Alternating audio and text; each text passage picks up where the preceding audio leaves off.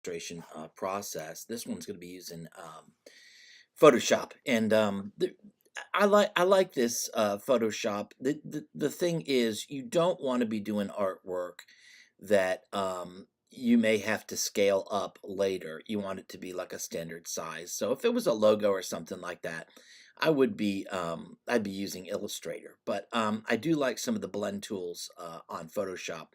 Now, instead of a sketch, what I've started with is a montage of images from the internet, and that's going to be my base. I'm not worried about copyright and whatnot because I'm going to be doing so much to manipulate the image that it would not be recognizable from any of the source material, and I think that's important. So. This is the montage that I started off with images from the internet. And after I took that into Photoshop,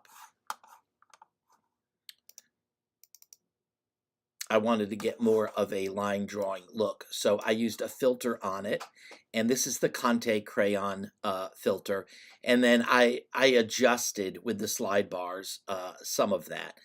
You may be wondering about the subject matter because content is always king for me. But going with a kind of Goya-esque image, I wanted this scary female to be holding a syringe. There seems to be so much demonizing of vaccines right now, and some confusion about that. But um, the science is there, and it's pretty strong. And the whole idea that somehow the vaccines cause autism or whatever, that's a myth that was propagated by a British tabloid years ago, and because of social media, it's gained a lot of support, but it's absolutely not true. So I want to go ahead and demonize her with the vaccine, and that is a sarcastic approach to this subject matter. So that's what I've done so far with the Conte, and then let me show you uh, the image now as I work on it. And what I've done is I've gone with the brush tool right here, and then I'm working with, of course, the size of the brush and the hardness of the brush. Now, the hardness all the way at 100% means that the brush you're using is going to have a crisp edge to it, and then the size I'm constantly going up and down with the size. I think it's important when you're in Photoshop to use the navigator, and here's the navigator, and it's cool because you can slide this little box and make it bigger or smaller, and then you can slide it around the image to kind of zoom in, and you can see where I've started here.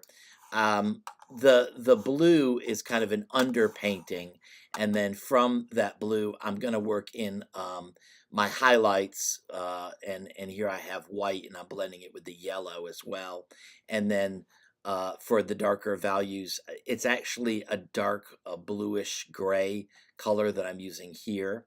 And then for the teeth and stuff, I can definitely zoom in pretty easily um, to do any of that kind of work that I need to do. But you could also see some of the Conte crayon in the background. It gives it kind of a glitch um, texture going on with the image. So that is that, and it's pretty easy to back out and kind of see the whole image that way. Now let me come in on this arm right here and kind of show you what I've done here. I've used this bluish gray color as the underpainting, and then I came in with a darker gray here for the shadow, and then this white color here for the highlight. And I painted that kind of in strips, and then I've come in here and used the smudge tool. And when you're using the smudge tool, you have a strength up here, and that's how much smudging you're going to get with that smudge tool. And then I've got, you can also sample all layers. So if you want to smudge together things that are on separate layers, you would want to go ahead and click the sample all layers. and then the size of your brush. And I'm just working it back and forth, and I'm able to um, get a blending going on here. Now, the other thing you can do on top of that is come on down with your paintbrush and pick a color and drop your opacity down and get a larger brush, and that's going to allow you to do a transparent layer on top of that, if that helps you out as well. I want to be very aware of my edges because I'm not really that much into a delineation of a line separating the foreground and background. So I want to pop um, a difference between a light value and a dark value wherever possible, and that's going to be able for you to create the idea of depth going on. So that's important. Okay, I will do some more and get right back with you in part 2.